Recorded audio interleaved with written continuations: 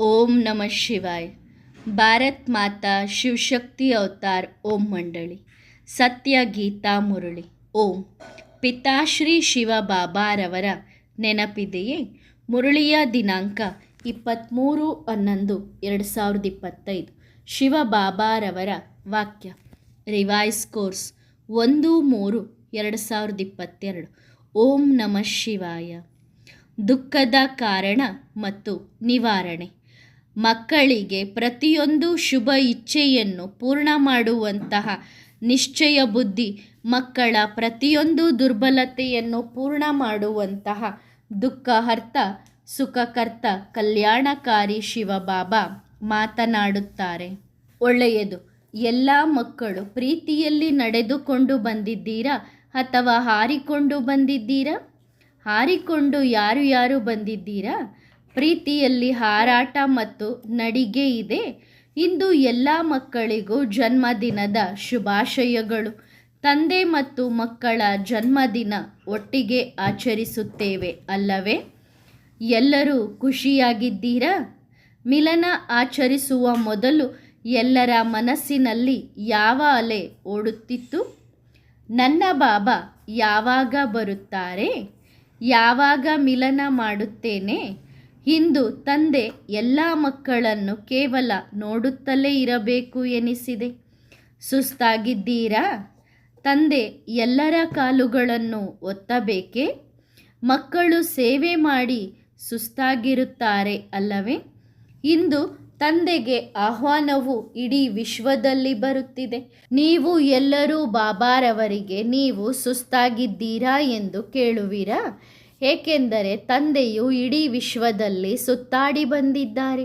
ಇಡೀ ವಿಶ್ವದ ಸ್ಥಿತಿ ಮತ್ತು ಬ್ರಾಹ್ಮಣ ಮಕ್ಕಳ ಸ್ಥಿತಿಯನ್ನು ನೋಡುತ್ತಿದ್ದಾರೆ. ಭಾಗ್ಯಶಾಲಿಗಳು ಓಡೋಡಿ ಬರುತ್ತಾರೆ ಮತ್ತು ಬಂದಿರುವವರ ಅದೃಷ್ಟವು ಹಲವು ಪಟ್ಟು ಹೊಳೆಯುತ್ತದೆ.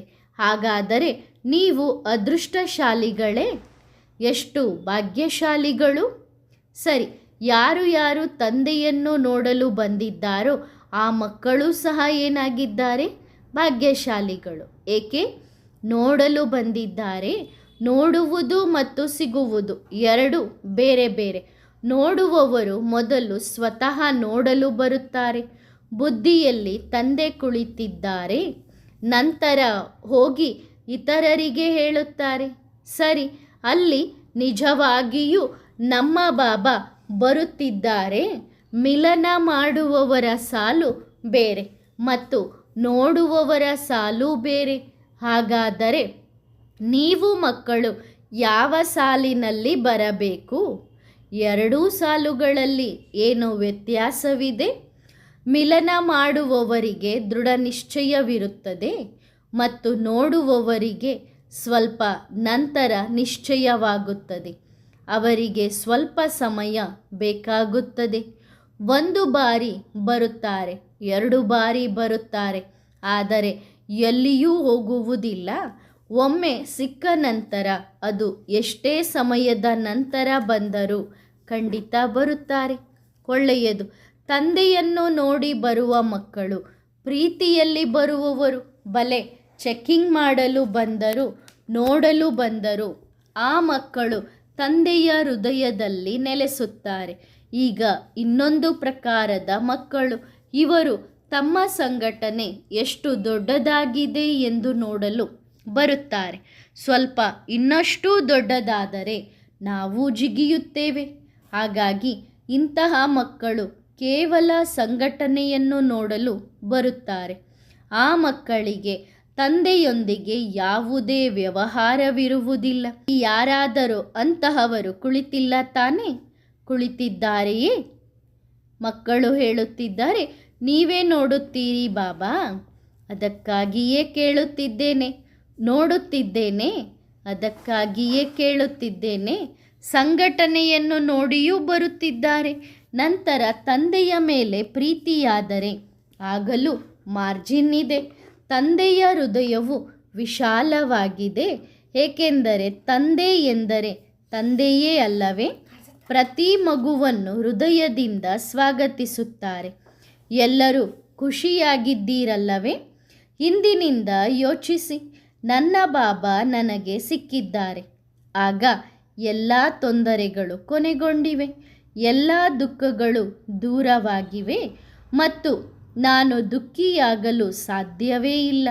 ಏಕೆಂದರೆ ನನ್ನ ಆತ್ಮದ ಸಂಸ್ಕಾರ ದುಃಖದ್ದು ಅಲ್ಲ. ನಾನು ಸದಾ ಸುಖಿಯಾಗಿದ್ದೇನೆ, ಅದೃಷ್ಟಶಾಲಿಯಾಗಿದ್ದೇನೆ, ಸದಾ ಶಾಂತ ಆಗಿದ್ದೇನೆ. ತಂದೆ ಸುಖಗಳ ಸಾಗರವಾದಾಗ ಅವರ ಮಕ್ಕಳು ಹೇಗಿರಬೇಕು? ಸುಖದ ಸಾಗರನ ಮಕ್ಕಳು ನಾವು ತುಂಬ ದುಃಖಿ ಎಂದು ಹೇಳಿದರೆ ತಂದೆಗೆ ಹೇಗನಿಸುತ್ತದೆ? ದುಃಖಿಗಳೇ, ಹೌದೇ? ಪ್ರತಿ ಮಗುವು ಬೇರೆ ಬೇರೆ ರೀತಿಯ ದುಃಖಗಳನ್ನು ತಂದೆಗೆ ಹೇಳುತ್ತಾರೆ. ಬಾಬಾ, ನನ್ನ ಮನೆಯಲ್ಲಿ ಸುಖ ಶಾಂತಿ ಇಲ್ಲ, ಅದಕ್ಕಾಗಿಯೇ ನಾನು ದುಃಖಿಯಾಗಿದ್ದೇನೆ. ಬಾಬಾ, ನಾನು ತುಂಬ ಅನಾರೋಗ್ಯದಿಂದಿದ್ದೇನೆ, ಅದಕ್ಕಾಗಿಯೇ ನಾನು ದುಃಖಿಯಾಗಿದ್ದೇನೆ. ಬಾಬಾ, ನನ್ನನ್ನು ಸೆಂಟರ್ಗೆ ಬರಲು ಬಿಡುವುದಿಲ್ಲ, ಅದಕ್ಕಾಗಿಯೇ ನಾನು ದುಃಖಿಯಾಗಿದ್ದೇನೆ.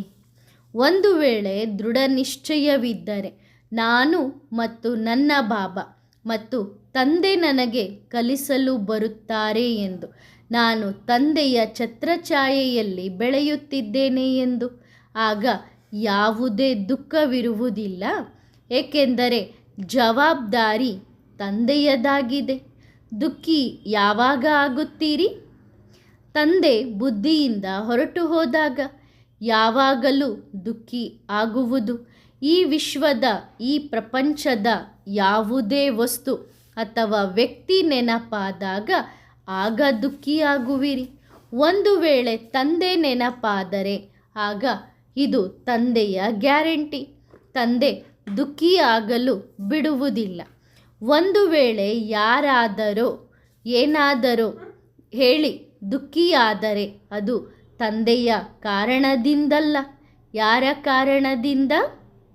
ವ್ಯಕ್ತಿಯ ಕಾರಣದಿಂದ ದುಃಖಿ ಆಗಿದ್ದೀರಿ.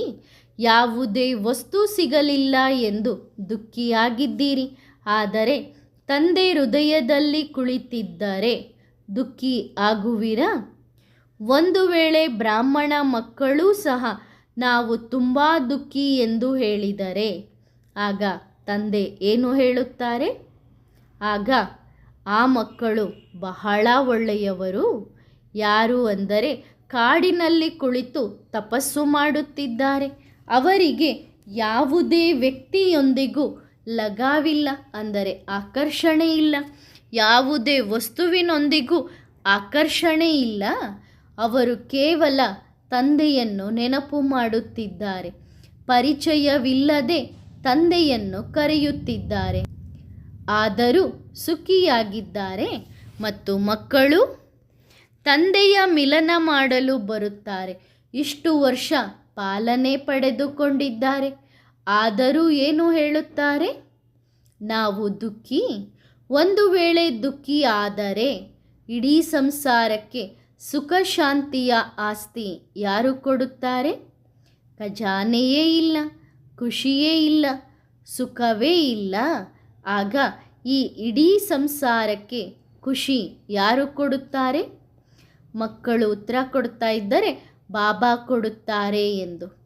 ಬಾಬಾ ಮಕ್ಕಳಿಗೆ ಕೇಳ್ತಾ ಇದ್ದಾರೆ, ಬಾಬಾ ಹೇಗೆ ಕೊಡುತ್ತಾರೆ? ಮಕ್ಕಳಿಗೆ ಬ್ರಹ್ಮ ತಂದೆಯ ಮೂಲಕ ತಂದೆ ಸಿಕ್ಕಂತೆ ಇಡೀ ವಿಶ್ವದಲ್ಲಿ ಸ್ವರ್ಗ ಬರುವುದು ಯಾರ ಮೂಲಕ? ಮಕ್ಕಳ ಮೂಲಕ ಬರುತ್ತದೆ ಅಲ್ಲವೇ? ಹಾಗಾದರೆ ಇಂದಿನಿಂದ ಏನು ಹೇಳುವಿರಿ? ನಾನು ತುಂಬ ಖುಷಿಯಾಗಿದ್ದೇನೆ, ನಾನು ತುಂಬ ಸುಖಿಯಾಗಿದ್ದೇನೆ. ಯಾವ ವಸ್ತುವಿನ ಬಗ್ಗೆ ಪದೇ ಪದೇ ವರ್ಣನೆ ಆಗುತ್ತದೆಯೋ ಆ ವಸ್ತು ಒಂದು ದಿನ ನಿಮ್ಮ ಮನೆಗೆ ಬರುತ್ತದೆ ಎಂದು ಹೇಳುತ್ತಾರೆ. ಉದಾಹರಣೆಗೆ, ಎಲ್ಲ ಮಕ್ಕಳು ಪದೇ ಪದೇ ದುಃಖವಾದಾಗ ಯಾರನ್ನು ಕರೆದಿದ್ದೀರಿ? ಹೇ ಈಶ್ವರ, ಬಾ, ಈ ಸಂಸಾರದಲ್ಲಿ ತುಂಬ ದುಃಖವಿದೆ, ಕರೆದಿದ್ದೀರಿ ಅಲ್ಲವೇ? ಪದೇ ಪದೇ ಕರೆದಿದ್ದೀರಿ ಅಲ್ಲವೇ? ಆಗ ತಂದೆ ಬಂದರು. ಪದೇ ಪದೇ ನಾನು ತುಂಬ ಭಾಗ್ಯಶಾಲಿಯಾಗಿದ್ದೇನೆ, ನಾನು ತುಂಬ ಖುಷಿಯಾಗಿದ್ದೇನೆ, ನಾನು ತುಂಬ ಸುಖಿಯಾಗಿದ್ದೇನೆ, ತುಂಬ ಶಾಂತವಾಗಿದ್ದೇನೆ ಎಂದು ಹೇಳಿದರೆ ಆಗ ಏನು ಬರುತ್ತದೆ? ಮನೆಗೆ ಯಾರು ಬರುತ್ತಾರೆ? ಖುಷಿ ಬರುತ್ತದಲ್ಲವೇ? ಸುಖ ಬರುತ್ತದೆ, ಶಾಂತಿ ಬರುತ್ತದೆ ಮತ್ತು ಪದೇ ಪದೇ ನಾನು ತುಂಬ ದುಃಖಿ, ನಾನು ತುಂಬ ಅನಾರೋಗ್ಯದಿಂದಿದ್ದೇನೆ, ನನ್ನಂತಹ ದುಃಖವನ್ನು ಯಾರೂ ಅನುಭವಿಸಿಲ್ಲ ಎಂದು ಕರೆದರೆ ಮನೆಗೆ ಏನು ಬರುತ್ತದೆ? ದುಃಖ ಬರುತ್ತದೆ ಅಲ್ಲವೇ? ಈ ಸುಖ ದುಃಖ ಏನೂ ಅಲ್ಲ, ಇದು ಯೋಚನೆಯ ಆಟವಾಗಿದೆ. ಯಾವುದೇ ವಸ್ತುವನ್ನು ಪದೇ ಪದೇ ಕರೆದರೆ ಅದೇ ಬರುತ್ತದೆ. ಒಂದು ವೇಳೆ ಅತಿಥಿಗೆ ಪದೇ ಪದೇ ಸಂದೇಶ ಕಳುಹಿಸಿದರೆ ನೀವು ಬನ್ನಿ, ನೀವು ಬನ್ನಿ ಎಂದು, ಆಗ ಅವರು ಏನು ಮಾಡುತ್ತಾರೆ? ಒಂದು ದಿನ ಬಂದೇ ಬರುತ್ತಾರೆ ಮತ್ತು ಬಂದ ನಂತರ ಮತ್ತೆ ಹೋಗುವುದಿಲ್ಲ, ಹೌದಲ್ಲವೇ? ಹಾಗಾದರೆ ಏನು ಮಾಡಬೇಕು? ಯಾರಿಗೆ ಸಂದೇಶ ಕೊಡಬೇಕು? ಪ್ರತಿದಿನ ಸಂದೇಶ ಕೊಡಿ.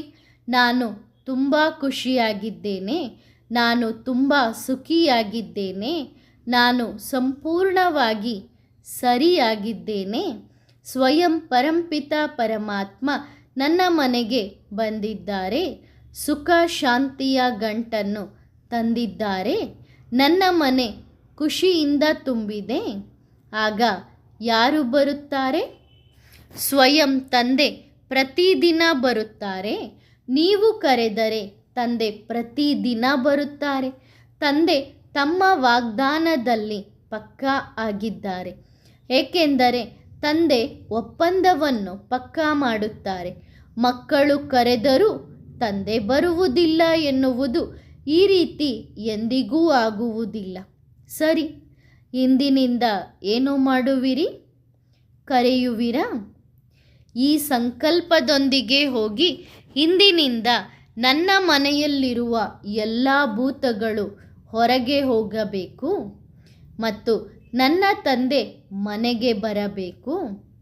ಭೂತವನ್ನು ಕರೆದರೆ ಭೂತ ಬರುತ್ತದೆ, ತಂದೆಯನ್ನು ಕರೆದರೆ ತಂದೆ ಬರುತ್ತಾರೆ.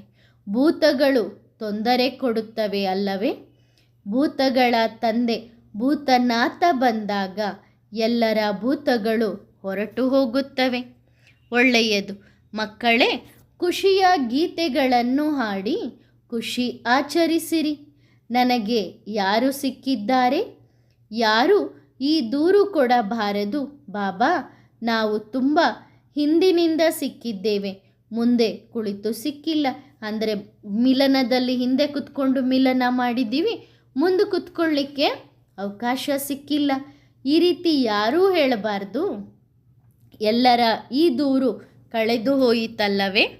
ಯಾರು ಉಳಿದಿದ್ದಾರೋ ಅವರಿಗೆ ಹೃದಯಪೂರ್ವಕ ಸ್ವಾಗತ.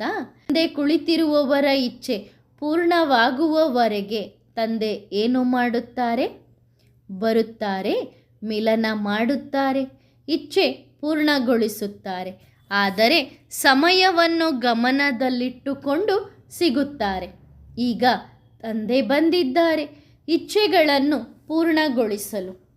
ಯಾರು ಪ್ರತಿ ಮಗುವು ಕುಳಿತು ಹೇಳುತ್ತಿದ್ದರು, ಬಾಬಾ ನನಗೆ ಒಂದು ಸಾರಿ ಮುಂದೆ ಬರುವ ಅವಕಾಶ ಸಿಗಲಿ. ಆದರೆ ತಂದೆಯ ಪಾತ್ರ ಬದಲಾದಾಗ ಏನಾಗುತ್ತದೆ? ಆದ್ದರಿಂದ ಪಾತ್ರ ಬದಲಾಗುವ ಮೊದಲು ಈಗಲೂ ಎದರಿ ಕುಳಿತಿರುವ ಆ ಮಕ್ಕಳಿಗಾಗಿ ಯಾವ ವಿಷಯದ ಭಯ? ಪ್ರೀತಿ ಯಾರೊಂದಿಗೆ ಮಾಡಿದ್ದೀರಿ? ಸರಿ, ಎದರುವವರು ಎದ್ದು ನಿಲ್ಲಲಿ. ಮನಸ್ಸಿನಲ್ಲಿ ಸ್ವಲ್ಪ ಸ್ವಲ್ಪ ಭಯವಿದೆಯಾದರೂ ಮಕ್ಕಳು ಯೋಚಿಸುತ್ತಾರೆ, ಎದ್ದು ನಿಂತರೆ ಸ್ವಲ್ಪ ಅವಮಾನವಾಗುತ್ತದೆ ಎಂದು. ಇಂದು ಈ ಸೂಕ್ಷ್ಮದಲ್ಲಿರುವ ಭಯವನ್ನೂ ಸಹ ತಂದೆಗೆ ಕೊಟ್ಟು ಹೋಗಿ, ಏಕೆಂದರೆ ತಂದೆಗೆ ಹೆದರುವ ಮಕ್ಕಳು ಬೇಡ. ಹೆದರುವವನು ಎಂದರೆ ನಾವು ಯಾರೊಂದಿಗಾದರೂ ಜಗಳವಾಡುತ್ತೇವೆ ಎಂದರ್ಥವಲ್ಲ. ಇದು ಹಾಗಿಲ್ಲ. ನಿರ್ಭಯ ಯಾವಾಗಲೂ ತನ್ನ ಹೋರಾಟವನ್ನು ಶಾಂತನಾಗಿ ಹೋರಾಡುತ್ತಾನೆ. ಅವನು ನಿಜವಾದ ನಿರ್ಭಯನಾಗಿರುತ್ತಾನೆ. ಸರಿ ತಾನೆ? ಮತ್ತು ಉತ್ತರವನ್ನೂ ಸಹ ತುಂಬ ಪ್ರೀತಿಯಿಂದ ಕೊಡುತ್ತಾನೆ. ಸರಿ ತಾನೆ? ಎಲ್ಲಿ ತಂದೆಯ ಮಾತು ಬರುತ್ತದೆಯೋ ಅಲ್ಲಿ ಮುಂದೆ ಯಾರೂ ನಿಲ್ಲುವುದಿಲ್ಲ. ತಂದೆಯ ಮುಂದೆ ಯಾರ ಮಾತು ಬಂದಿತ್ತು? ಮಕ್ಕಳದ್ದಲ್ಲವೇ? ಆಗ ತಂದೆ ಇದೂ ನೋಡಲಿಲ್ಲ. ಇಷ್ಟು ದೊಡ್ಡ ಸ್ಟೇಜನ್ನು ಬಿಡಬೇಕಾಗುತ್ತದೆ, ಇಷ್ಟು ಲಕ್ಷಾಂತರ ಮಕ್ಕಳನ್ನು ಬಿಡಬೇಕಾಗುತ್ತದೆ, ಇಷ್ಟು ನಿರ್ಮಿಸಿದ ಅರಮನೆಯನ್ನು ಬಿಡಬೇಕಾಗುತ್ತದೆ. ನೋಡಲಿಲ್ಲ ಅಲ್ಲವೇ? ಅದಕ್ಕಿಂತ ಮೊದಲ ಮಾತು ತಂದೆ ಇದನ್ನೂ ನೋಡಲಿಲ್ಲ, ನಾನು ಪರಮಧಾಮವನ್ನೂ ಸಹ ಬಿಡಬೇಕಾಗುತ್ತದೆ ಎಂದು. ಏಕೆಂದರೆ ಮಾತು ತಂದೆಯ ಮಕ್ಕಳದ್ದಾಗಿತ್ತು. ತಂದೆ ಮಕ್ಕಳನ್ನು ಪರೀಕ್ಷಿಸಲು ಹುಡುಕಲು 1 ಸೆಕೆಂಡನ್ನು ವ್ಯರ್ಥ ಮಾಡಲಿಲ್ಲ. ಆದರೆ ಮಕ್ಕಳು ತಂದೆಯನ್ನು ಪರೀಕ್ಷಿಸಲು ಹುಡುಕಲು ತಮ್ಮ ಸಮಯವನ್ನು ವ್ಯರ್ಥ ಮಾಡುತ್ತಾರೆ. ಹಾಗಾದರೆ ಏನು ಮಾಡಬೇಕು? ಸಮಯವೇ ಇಲ್ಲ ಸಮಯವನ್ನು ವ್ಯರ್ಥ ಮಾಡಲು. ಸರಿ ತಾನೆ? ಸದಾ ಖುಷಿಯಾಗಿರಿ. ತಂದೆಯ ವರದಾನಿ ಹಸ್ತ ಎಲ್ಲರ ತಲೆಯ ಮೇಲಿದೆ. ಸರಿ ತಾನೆ? ಖುಷಿಯಾಗಿದ್ದೀರಾ? ಇಂದು ತಂದೆ ಎಲ್ಲರಿಗೂ ಖುಷಿಯ ಗಂಟನ್ನು ಕೊಟ್ಟಿದ್ದಾರೆ, ಸುಖದ ಗಂಟನ್ನು ಕೊಟ್ಟಿದ್ದಾರೆ, ಶಾಂತಿಯ ಗಂಟನ್ನು ಕೊಟ್ಟಿದ್ದಾರೆ. ಎಲ್ಲರೂ ತಮ್ಮ ಜೋಳಿಗೆಯನ್ನು ತುಂಬಿಕೊಂಡಿದ್ದೀರಿ ಅಲ್ಲವೇ? ತುಂಬಿಕೊಂಡಿದ್ದೀರಾ? ಒಳ್ಳೆಯದು ಮಕ್ಕಳೇ. ಸದಾ ಖುಷಿಯಾಗಿರಿ ಮತ್ತು ಹೃದಯದಿಂದ ಗೀತೆಗಳನ್ನು ಹಾಡುತ್ತಾ ಇರಿ. ಇನ್ನು ಸ್ವಲ್ಪ ನಶೆ ಇರಲಿ, ಆದರೆ ಮಾತುಗಳು ಸಹ ಹೃದಯದಿಂದ ಬರಬೇಕು. ತಂದೆ ಏನು ಹೇಳಿದರು? ಇವರು ನನ್ನ ಅಂತಹ ಮಕ್ಕಳು ಯಾರು ಇಡೀ ವಿಶ್ವವನ್ನು ಸತ್ಯಯುಗವನ್ನಾಗಿ ಮಾಡುತ್ತಾರೆ, ಯಾರು ಇಡೀ ವಿಶ್ವದಲ್ಲಿ ಸುಖ ಶಾಂತಿಯ ರಾಜ್ಯವನ್ನು ಸ್ಥಾಪಿಸುತ್ತಾರೆ, ಅಂತಹ ಮಕ್ಕಳು. ಇಂತಹ ನಶೆ ಇರಬೇಕು, ಖುಷಿ ಇರಬೇಕು. ಪ್ರಾಪ್ತಿ ಯಾರಿಗೆ ಆಯಿತು? ಯಾರು ಸಿಕ್ಕಿದ್ದಾರೆ? ಮಾತ್ಪಿತಾ ಬಾಪ್ ದಾದಾ ಸಿಕ್ಕಿದ್ದಾರೆ. ಸರಿ ತಾನೆ? ಏಕೆಂದರೆ ಎಲ್ಲಿ ದೃಢ ನಿಶ್ಚಯವಿದೆಯೋ ಅಲ್ಲಿ ತಂದೆ ಯಾವುದೇ ವಸ್ತುವಿನ ಕೊರತೆ ಆಗಲು ಬಿಡುವುದಿಲ್ಲ. ಯಾವುದೇ ವಸ್ತುವಿನ ಕೊರತೆ ಆಗಲು ಬಿಡುವುದಿಲ್ಲ. ಒಳ್ಳೆಯದು ಮಕ್ಕಳೇ. ಹೀಗೆ ಖುಷಿಯಲ್ಲಿ ತೇಲುವ, ಸುಖ ಶಾಂತಿಯ ಅಲೆಗಳಲ್ಲಿ ಮುಳುಗುವ ಇಂತಹ ಅದೃಷ್ಟವಂತ ಮಕ್ಕಳಿಗೆ ಬಾಪ್ ದಾದಾರವರ ಅತಿ ಮಧುರ ನೆನಪು ಮತ್ತು ಪ್ರೀತಿ. ಮತ್ತೆ ಸಿಗೋಣ. ನಂತರ ಬಾಬಾರವರಿಗೆ ಧ್ವಜ ಹಾರಿಸಲು ಹೇಳಲಾಯಿತು. ಆಗ ಬಾಬಾ ಹೇಳಿದರು, ಬ್ರಹ್ಮ ಬಾಬಾರವರಿಂದ ಮಾಡಿಸಿರಿ, ಇಂದು ಬ್ರಹ್ಮ ಬಾಬಾರವರಿಂದ ಮಾಡಿಸಿರಿ. ಖುಷಿ ಇದೆಯಲ್ಲವೇ? ಮಿಲನ ಮಾಡುವ ಖುಷಿ ಇದೆ. ಬ್ರಹ್ಮ ಬಾಬಾರವರು ಈ ಮಾತುಗಳನ್ನು ಹೇಳುತ್ತಾರೆ. ಬಾಬಾ, ನಾನು ಹೋದರೆ ಮಕ್ಕಳು ನಿಮ್ಮನ್ನು ಮರೆತು ಬಿಡುತ್ತಾರೆ. ಹಾಗಾಗುವುದೇ? ಹಾಗಾದರೆ ಏನು ಮಾಡಬೇಕು? ಬ್ರಹ್ಮ ಬಾಬಾರವರನ್ನು ಕಳುಹಿಸಬೇಕೇ?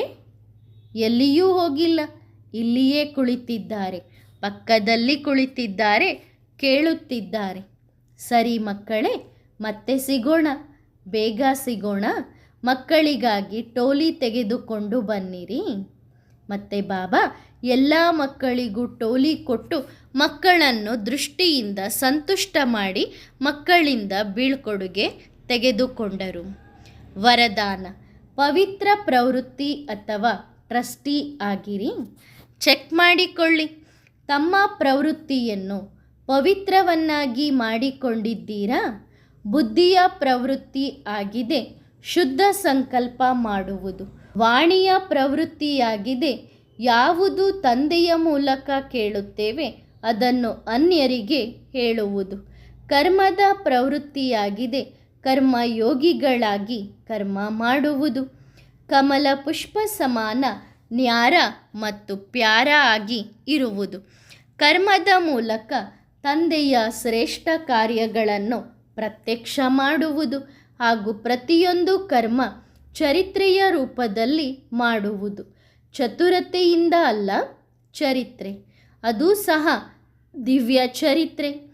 ಅನ್ಯರ ಸಂಬಂಧ ಸಂಪರ್ಕದಲ್ಲಿ ಪ್ರವೃತ್ತಿಯಲ್ಲಿ ಇದ್ದರೂ ಎಲ್ಲರನ್ನು ತಂದೆಯೊಂದಿಗೆ ಸಂಬಂಧ ಜೋಡಿಸುವುದು.